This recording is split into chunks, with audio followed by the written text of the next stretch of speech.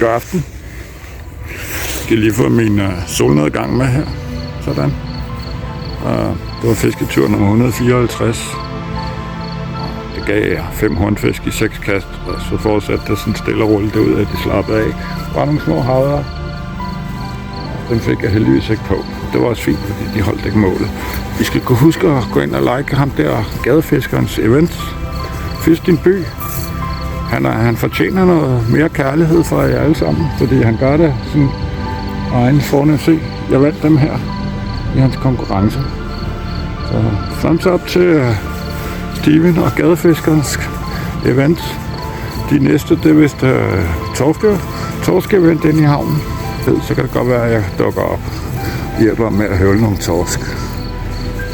Men gå ind og giv ham nogle likes og alt det der. Ikke? Jeg skal også give mig nogle likes. Thank you. Det sætter vi meget pris på.